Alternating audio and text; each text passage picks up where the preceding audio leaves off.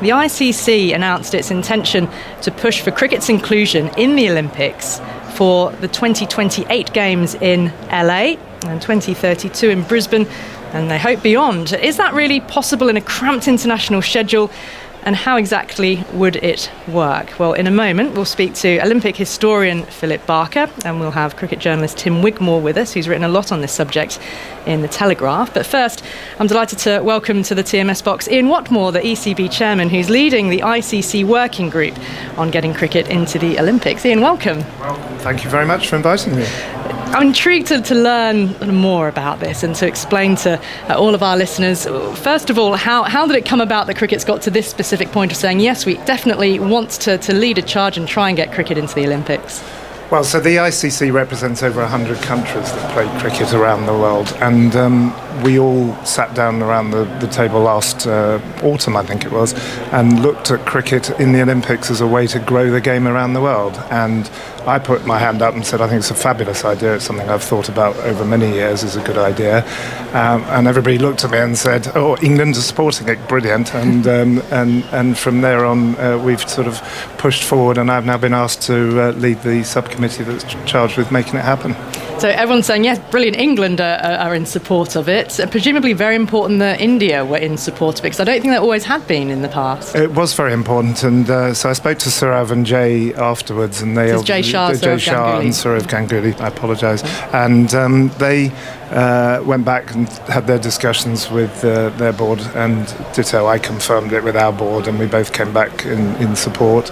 And from then on, the momentum has built, and we decided to have our first meeting of the group on the day that the Tokyo Olympics finished. And so we had a very positive meeting, put the press release out, and we're off and running. So why are you so keen? If we drill down a little bit more into the detail, so broadly speaking, you say, yes, the Olympics could grow cricket. Why else specifically? I mean, why really keen? Why are you so keen that cricket should be in the Games? Because growing cricket is part of the core mission of the ICC. That's what we're about, is trying to grow the game around the world, and particularly growing it in both men and women's format, so it's the gender balance. And so Olympics hits both of those objectives. It hits all the countries, in the world, and it's, as we saw in Tokyo, very much more gender balanced than it's ever been in the past. And so putting men's and women's cricket on at the Olympics, I think, will inspire men and women and boys and girls around the world to take up our great game. So what's exactly the process of getting cricket into the Games? What do you have to do as a working group now? Okay, so it's slightly complicated, but there are about 28 sports that are on every Olympics, and we're not one of those. So the way into that is to get one of the host cities to invite you in. And so the very first opportunity we have is with the Los Angeles, LA, in 2028. So we will be talking to the LA organising committee about them wanting to bring cricket into their games. With Brisbane coming on behind, you would have thought that was an easier conversation with their organising committee. And if we can achieve success at both of those games, then we could become one of the sports that's then repeats on every Olympics thereafter. So it starts with LA, and that's the real focus. So is there some sort of vote almost? LOCOG is what it's called, isn't it? Every Olympic Games has a local organising committee, which people will remember from London 2012 here as well. Do you have to go and deliver presentations to LOCOG? How exactly does it work? Well, so the LA team that will be running their games, we have to convince them that we are good for them. I am convinced that they are good for us, but we have to convince them that we are good for them. And they're billing their games as the commercial games. And we think with our billion fans around the world who love cricket, particularly in South Asia, and centred on India, and by the way, happy Independence Day to any Indian listeners listening, then that will be, part of the appeal to the LA organisers, who otherwise you might think, why would they take cricket in the US, because it's still a growing sport there. So, but that's the pitch that we will be making. Yeah, and is this done by, I suppose, a long drawn out series of meetings, diplomacy almost, or is it sort of a big throw open? Right, this is our bid day, and all our sports are coming to our LA offices, and we'll see a bid from cricket and a bid from whatever other sports it might be, lacrosse, for example, because there'll be a lot of competition. Yeah, there will be competition, and we must be very careful not to take anything for granted when we're doing this. I think it's a classic case of it'll be a mixture of informal and formal. There'll be behind-the-scenes stuff where you build relationships with people and talk to them and convince them, and then there'll be the formality. And the most likely time frame for the decisions is late 2022 and early 23, so it's not that far away, even though the Games is 7 years off from now. So I think we will be pushing hard during the next 18 months to secure this, and that's the time frame. I happen to be meeting the chair of USA Cricket next week in London, Parag Marath. He's from the San Francisco 49ers. That's his base. Yeah. He's also chair of USA Cricket, and since the 49ers bought a chunk of Leeds United Football Club, he's now on the board of Leeds United. So I think he's coming over for the Premiership game, so I'm taking advantage of him being in town, and we're going to talk cricket and the Olympics. And has it also been quite a significant link that Ian Higgins, who's the chief executive of USA Cricket, was recently in the legal team of the ICC, so he'd be very familiar with cricket processes, certainly at that high level. Very, very useful indeed. And the only problem is there's now too many Ians on this committee, so we get very confused with each other. Give your name tags. You've got one on today, glad to see. We're going to have to do surnames or something, otherwise it'll be a Monty Python Bruce's sketch show. But Ian Higgins is fabulously well connected, really knows his stuff. He's now the chief exec, as you say, of USA Cricket. He'll be a really important part of this. So I read that there's some 30 million cricket fans who live in the USA. Was that quite a draw to looking at LA in 2028 to look at making a cricket return? Well, I've said that we're trying to grow the game around the world, but obviously one of those countries where we'd really like to grow the game is the USA for obvious reasons, and it is an understatedly supported sport in the US, and I think the Olympics could be a catalyst to cricket in the US, irrespective of the rest of the world. And the other thing that we're finding as we look at this is the number of senior corporate leaders in America who perhaps Indian family backgrounds, whatever, they're really into their cricket. People at Google, Microsoft, to name two, are now led by people who are passionate cricket fans, and there's a lot of influence that matters in these things. Whether it should or not is debatable, but it does, because you need the leadership of the big corporates to convince people that it's the commercial games. Key question, of course, in cricket is always the schedule. Yeah. How would an Olympic Games fit into, yes, the international schedule, also the franchise tournaments that are around the world, that all those top international players also want to take part in, the Indian Premier League, now the 100 as well? Yeah, so the schedule is complex, I'm not going to deny it. We kind of tend to have 3 summers here. We have a summer where we have a 5-test series like this one, which tend to be in the odd-numbered years, so we do India and Australia every other year. Then we tend to have a summer where we have maybe 2 lots of 3-test series, and it's in those years that you tend to get the big international events. So we've got Commonwealth Games next year, for example. We've got the Olympics penciled in, if we can do it, for 28 and then 32. So we have to factor that in when we're building the schedule for that particular summer. It'll be a different schedule to a variant, to use an in word, and then we also got to look at the global event schedule. Yes. And a lot of World Cup events, and that's a mixture of what is when do they play, but it's also where they're played, and there's a mixture of trying to do it to maximise revenue for the ICC, because ICC gets all its money from its world events, but it's also the reach and impact that it has. So when you decide to put a World Cup, I don't know, the 24 World Cup, for example, which is a T20, should we be doing that in a place that's going to have an influence on the Olympics? So you have to think about those as well. And then in the year in question, if you can imagine, have an IPL in the spring, which is like our spring, yes, and then roll into an Olympics in the summer, then you might want a bit of a gap to the T20 World Cup later on. Otherwise, it all comes like London buses too close together. So there's a lot to think about when we get there, but they're good problems to have in that sense, because if we're on the schedule at the Olympics, then I think we can build around it and lead up to it, which I think is what we're trying to do. Yeah, because I suppose a key thing for fans, say, who are here at Lord's today, is that, I suppose an LA Olympics could be July, August time, is that would we have an Olympics going on at the same time that a test series is going on? could we envisage, well, could there be that scenario that India have had of late, where they've had a sort of more separate ODI squad playing in Sri Lanka while the Test players are here, but inevitably you've got some of the best England players, full stop, the likes of Stokes and Root. Would Olympics then be the priority? Well, and these are the details we'll need to think about when we come to do it, because the precise timing of an Olympic Games varies with each city, but as I've said, it'll tend to be in the summers where we have the 2 chunks of Test matches, so we can probably schedule those around rather than interrupt a 5-match series of like the Ashes or India. That would be less good, I think. Well, let's hope we're in a time when there's not quarantine issues and an elongating travel to contend with by then.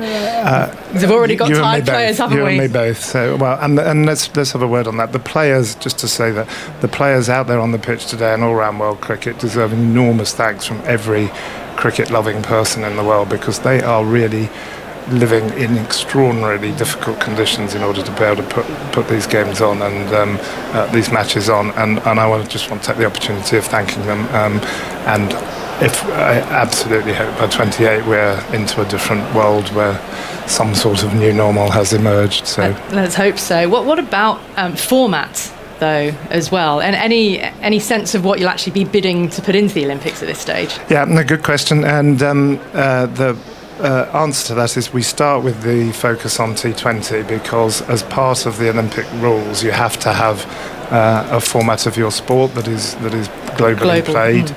Otherwise it skews it towards the wrong participation, and you don't want to invent something just for the Olympics either. They don't like that. So until there's a 100 World Cup, 100 wouldn't be on the schedule. Whatever, but 2020 is what we'll start with. But already my inbox is filling up with people saying, wouldn't 100 be good for it? And there's a big lobby, as you probably know, in parts of the world for T10 cricket as well, which is the so-called 60 ball matches. So all those things are going to be looked at, but we're focused on T20. That's what we'll be doing the discussions with LA. But if LA say we'd like you in, but we need a different format, then we have flexibility and choice. We can introduce that, and that I think it will depend on elapsed time of individual matches as well as the number of matches that you can schedule. And those will be the things that I think will drive the final decision. And I suppose that then also has a bearing on the number of countries who will take part in a cricket competition potentially. What's the thinking about that? I think at the start it's a bit like this year's county championship. You want everybody to believe they've got a chance of winning it from the outset. So we want that also makes scheduling hard, doesn't it? Yeah, so to be a worldwide qualifying event. And but when it comes down to it, it won't be 106 countries sort of all sending a cricket team to LA. That's not real. So it's probably realistically somewhere between 8 and 16 teams I think will actually take part. We've just expanded the World Cup of cricket back to 14 teams. I say we've just done it. We've announced it for the 2027 World Cup. So the next one, the 2023 World Cup, will still be a 10-team World Cup, but for the 27 one it will be 14, because we want more countries to be able to participate, but also more important, or as importantly, feel they've got a chance of participating, which the more it's nearer 10 countries, the more they all think, what's the point, because we can't ever get into the World Cup. So that's the mindset, I think, is to have a balanced competition that's quality cricket when it's played in front of the global stage, but everybody's had a chance of getting there. Yeah, that's where, when you look at it and think an 8 or 16 team event, how is that going to be any different from, say, a T20 ICC event World Cup? And will it really grow the game if it's just the same cricketing nations playing it at the Olympics? Would we ever see China actually compete in an Olympic cricket competition? Well, that's part of the journey that we'll be on, isn't it? Is to see who puts themselves forward and invests and grows and all the rest of it. So it's just that carrot of knowing that the sport is an Olympic sport, you're saying would lead to, say, a government like China investing in it. It's both a carrot and a funding opportunity, because it unlocks funding in countries that don't currently have the funding to grow cricket. And they also you can remember the ICC World Cup at the moment isn't men's and women's. This would be men's and women's. And then you've got the other complexity, which we haven't touched on, but I'll put it out there, which is you can only enter the Olympics as a nation state, sort of Richard Osman Pointer style, member of a a sovereign state in its own right, which means we have to go in as Team GB. So that means joining up with Scotland here. Yes. Whereas the West Indies have to disaggregate in some way because they're not a country in that respect. So, is there any idea how that would work for the West Indies? Not yet. These are all things to think through. I've talked with my counterpart at the West Indies. He's enthusiastic. We'll find a way. We always do, because we all love the game and we want to grow it. And this is not a hostile political space between us. This is about finding opportunity and maximising it, and I think we'll be fine. But I can't tell you exactly how it will work at that point at the moment. Yes, of course, there is men's and women's 50 over World Cups that happen on a completely separate schedule, same as the T20 World Cups, which started out as concurrent events, didn't they, with double headers for semi-finals and finals. But would you envisage an Olympic event being a sort of double-header type format, very integrated, or is this all still up for debate? Well, it's still up for debate, but I think what we've seen with the 100 has shown how well that works. And we are, subject to the security situation, which we all know is very difficult in Afghanistan at the moment. But we are due to go to Pakistan in October, I think, for double-header games there between the men's and women's. I think it's the first time the women have ever toured Pakistan. And so I think if this double-header thing carries on, maybe that's what we'll do in the Olympics, or maybe it isn't. But I like it. I think it works really well. And I think it shows the game in a balanced gender way, which I think is important. And when it comes to the funding, then, so this is a key thing about what Olympics could do for cricket, isn't it? About those governments who would say, we'll now put in government funding because this is an Olympic sport now. Would that affect the funding that the ICC currently puts into, say, the associate nations or the developing nations? Well, would it be seen as an additional funding? No, be additive, additional. I mean, and I'm still learning how that works. I mean, one of the other things that we're very blessed with here is that our cricket fraternity includes people who really know what they're talking about in the Olympics. So Andy Anson's chair of Lancashire Cricket Club, and he's the chief exec of the BOA that's just put on this fantastic games. Hugh Robertson. Handy crossover. Yeah, Hugh Robertson's president or chair of the BOA, and he's former president of Kent. So we've got people that we can really talk to about how funding gets unlocked, but it has to be additive. It's not instead of. So what would you say to those people that say, but cricket, it's like golf, it's like tennis, it's like football, it's not the pinnacle of the sport, and it never will be. Why should it be part of the Olympic Games? Well, those debates were had with particularly golf and tennis, and I can remember Rory McIlroy sort of slightly turning his nose up at the Olympics. Did you see him this year? He was really he wanted that bronze. He was really unhappy he didn't get it. Justin Rose loved his gold medal. Ditto Andy Murray with his double gold. Some of the proudest moments of his career. So I think you just need to, let the thing play out, and people will come to the fore. And you imagine what it would do in India if somebody like Virat Kohli or his successor was there holding a gold medal aloft with the team of it. I mean, the country would go nuts. So I think we will see the stories write themselves if we can get the games on.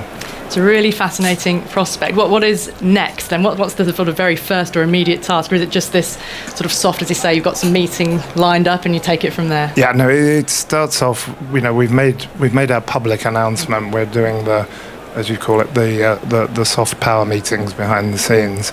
I'm pretty certain that the formal process will start in early 22. And that's what we need to talk about. So we've got a few months just to sort of have those conversations, think out the sort of issues that we've been talking about on this call, and then really push it forward next year in the formal bit of the process that we talked about a few minutes ago. Ian, thank you very much for setting out the stall and explaining all the ins and outs of it. Fascinating to hear and to follow how it all goes. Thanks so much for being with us. And thank you, and what great game we've got here. Just life is good. Thank you. Ian Watmore, who is chairing the ICC working group on getting cricket into the Olympics. So that sort of put, if you like, the flesh on the bones of what it could look like, what it could mean for cricket, but also cricket's got to convince the IOC of what cricket can do for the games. Well, as promised, let's bring in Philip Barker, who's an Olympic historian and broadcaster, and Tim Wigmore is with us as well, writer with The Telegraph, who specialises in writing on the importance of growing the world game in particular. Philip, afternoon to you. Hi, Tim. Hi, Ali. Good Philip, afternoon. Afternoon to you. Tell us, Philip, first of all, cricket is not completely new to the Olympics, is it? It has featured before, albeit a very long time ago. It has indeed. In 1900, they had the game. In fact, it was originally slated for 1896 when the modern Olympics were restored. It was listed under the rules, not the laws. They got that slightly wrong, of the Marylebone Cricket Club. But it eventually took place. Only two countries, in fact, England and France, took place in a match 2 days. 12 aside in 1900 at the Velodrome de Vincennes, which still exists today. If you want to go and visit it, it's exactly as it was. And a team from England, or Great Britain, made up of Castle Carey Cricket Club and Blundell School, won by 158 runs in that match. They had planned to have teams from Belgium and the Netherlands taking part, but they withdrew. And there was even thought of having it in 1908. They were originally allocated to Rome. Rome had to withdraw, and the idea was to play the matches in the Via Borghese, because Baron Pierre de Coubertin himself was a very enthusiastic cricketer. He came to Lord's in 1904 to watch Middlesex play South Africa in a match that ended up with a tie. I mean, it featured Bernard Bosanquet, the inventor of the googly, and yes. Coubertin brought his men along, and they went to the long room and thoroughly enjoyed watching the match. So he was a fan. And so England men can claim to be the reigning Olympic champions, can they? Well, they can, yes. Although we were talking about America earlier, the heritage of America in cricket goes back to 1844. The very first international match was between the United States and Canada. And indeed, if you look at England tours in the early days, they were to the US and Canada long before they thought about going to Australia. So there's a little connection there as well. But interestingly, the Asian Games have had it, and the teams that tend to win there, well, Bangladesh and Sri Lanka in the men, Pakistan's women, and Afghanistan are serial silver medal winners. So that would be something that would certainly please the International Olympic Committee. You saw how excited they got when Fiji won the gold in rugby sevens in Rio, and indeed retained it in Tokyo, where I've just come back from. And to have smaller nations actually standing on the podium is a big attraction for the International Olympic Committee. And I suppose that's a big challenge for cricket, though, is it? Because how many of the smaller nations will actually make it to the podium? I suppose smaller nations in terms of the Olympics, which is what the key is here, isn't it? Then with the IOC wanting to see India, for example, atop of a podium. Well, India hadn't exactly been, although they've done better this time with sports like wrestling. They were always good in shooting and sports like that. But apart from hockey, in team sports, their cupboard has been pretty bare in Olympic terms. And to see a country like India, which has that big leverage of crowds watching and so forth, doing well in the Olympics would be something that would be very attractive to the IOC. As you say, they talk of giants in Olympic terms, so we're talking countries like the United States, Russia, you're talking Australia, Great Britain and Germany as the big hitters in the Olympic movement, and they rather like to see people other than the usual suspects winning gold medals, because that emphasises they're very big on the universality of the games, and seeing other countries get a chance to win a medal. It all goes back down the years. You've seen people from places like Suriname, Anthony Nesty, the swimmer, in 1988, and then other smaller countries coming to the fore over the years. The Tunisian won gold in Tokyo. Those sort of countries actually having a chance to win. And certainly with women's cricket, Pakistan doing so well. I was talking to their team before the 27 World Cup, and they said that actually winning at the Asian Games convinced a lot of men in Pakistan that, yes, suddenly women in Pakistan could play cricket and do well at it, when a lot of men have been rather dismissive of that fact before they saw them perform in the Asian Games. So that's right, it can have a big socio-cultural effect, can't it? Tim, can you, from your perspective, do you think that cricket in the Olympics is a viable and the best way of growing the game? Yeah, I think for cricket, it's basically it's free money, because it's it's money funded by governments, and in a lot of big countries, Brazil, Russia, Germany, and so on, most government funding basically goes to Olympic sports. And so by not being an Olympic sport, you're just not in the conversation. Rugby Sevens joined the Olympics in 2016, and that's made a big impact on funding around the world. So in Brazil, who didn't even qualify their rugby team, but they still get about $350,000 a year from their Olympic Committee for just being in the Olympics. To put that into perspective, they only get about $100,000 from the ICC, so that's three and a half times more funding just by dint of being an Olympic sport. Plus you have the exposure, you have obviously cricket just being on free-to-air everywhere. We have the free-to-air ahead debate here, but it will be free-to-air everywhere potentially. A way for people to pick up the sport. But we all get into sports we don't normally watch. Absolutely. In the Olympics. Yeah. So it's a real chance, and it's expansionism with someone else footing the bill, and it's part of a bigger landscape. Obviously, the World Cup's expanding both the men's and women's games is a really positive and overdue step in that regard, and the Olympics is not a replacement for that. It's a welcome addition to it, and I think it's a really important and positive step. And obviously we talk about which countries would compete. Well, if you're a host of a games, by dint you get a spot, which means we'd have a US team in the men's and women's competitions potentially in LA 2028, which would be a very exciting prospect. There's already a lot going on with US cricket at the moment. There's very detailed discussions between the US and West Indies about co-hosting a T20 World Cup together, maybe 2024 or 26. So you could have LA following a couple of years after that, and you have a real sustained push in the US, which would be very interesting. There's a lot of fans of cricket in the US, but they're not fans of US cricket, if you get what I mean. So they're following, they're expats probably, they're who are then following India or Pakistan or sometimes West Indies, England, and getting them actually invested in the US cricket scene and to care about the US team would be a really important step for cricket. Yeah. I remember the US having a team at the Champions Trophy, I think it was back in 2006. But that did not go well. There's been a lot of turmoil, hasn't there, behind the scenes sort of in those intervening years, but they have sort of got themselves back on track now. And do you have a sense of what the USA cricket landscape could look like in 2020? It's infrastructure as well, not least, and where the stadiums are that could host international cricket like that. So one of the big things, the ICC a couple of years ago, they changed the rules to qualify to play for a national team to residency, just only 3 years of residency.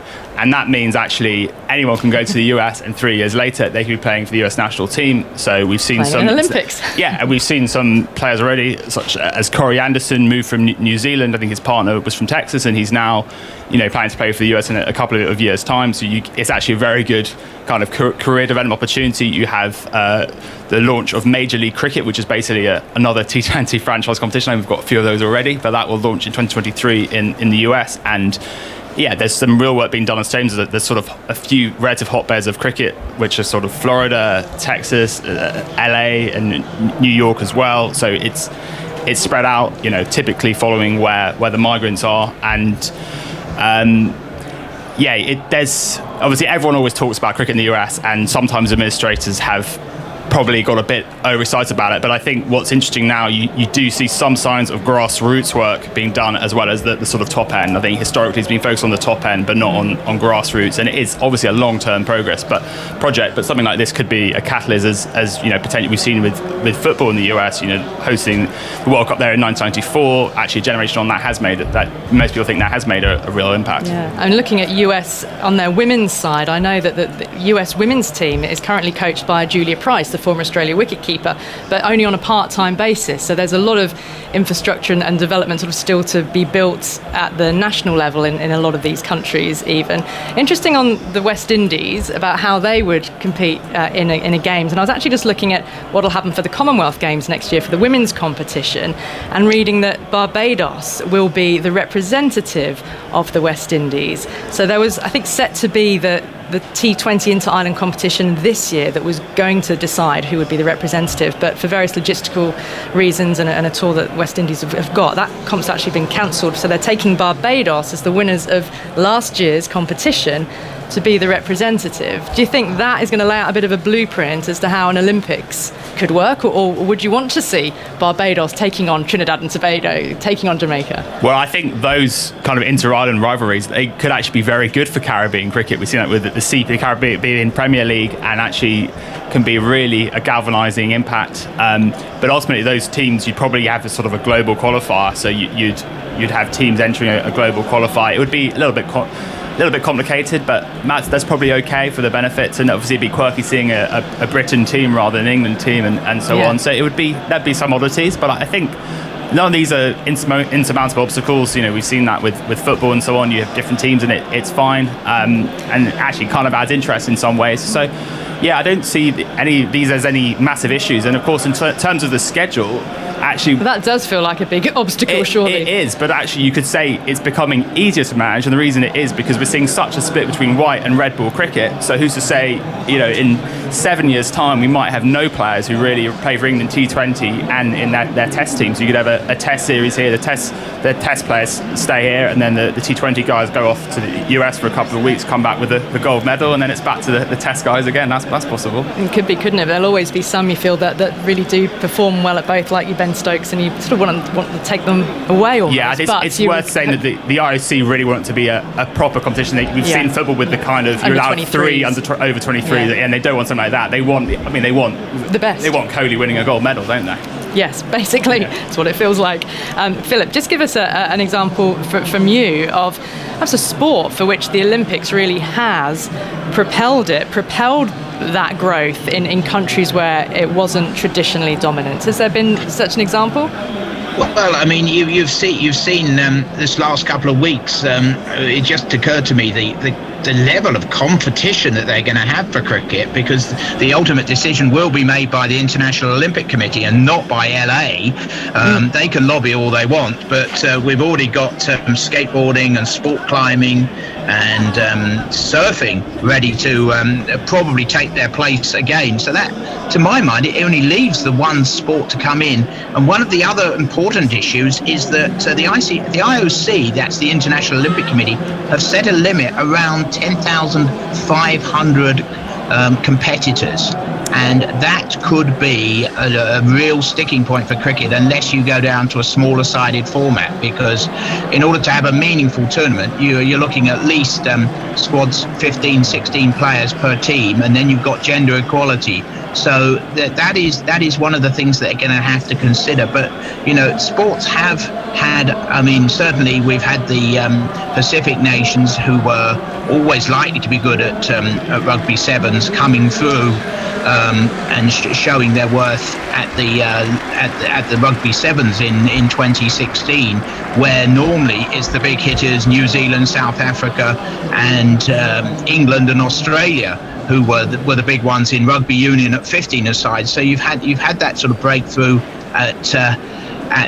at Olympic level because the format of the game has been changed to a different thing. I mean, you could see Afghanistan maybe coming through because they've done so well at the Asian Games, and same with Bangladesh, Sri Lanka. So we could see these countries making a real breakthrough at Olympic cricket level. And it could also really lead to an increase in the funding on the women's side in already established cricketing nations, but nations where the women's game is still currently lagging behind the likes of Australia and India and England, for example. A couple of those sports I know are competing who are keen to join the schedule is lacrosse. It was last in 1908, I think. Flag football, I was reading, which is a non-contact form of American football, and mixed martial arts, for example. But also, one of cricket's challenges will, of course, be if they do manage to get on the roster, is staying on the roster, because already baseball and softball, I think, are at Tokyo, but not Paris, and they hope to come back. And the likes of squash, lawn bowls, and netball want to try and get a foot in the door as well. So it's one thing is getting in, and then the next thing is staying in as well. But it's going to be really fascinating to see how this bid unfolds. ICC absolutely setting their stall out to get cricket into the Olympics in 2028, and then Brisbane, and then they hope beyond that as well. Players I can just see starting to come down the pavilion steps and onto the outfield. Philip, thank you so much for joining us. Philip Barker, Olympic historian and broadcaster. Tim, just before you go, one country mentioned as briefly then is Afghanistan, which terrible things are going on in the country at the moment. Of course, a number of players are playing in this country at the moment in the 100 competition, but what is the cricket landscape in Afghanistan at the moment, and how are these sorts of events going on impacting things with the return of the Taliban?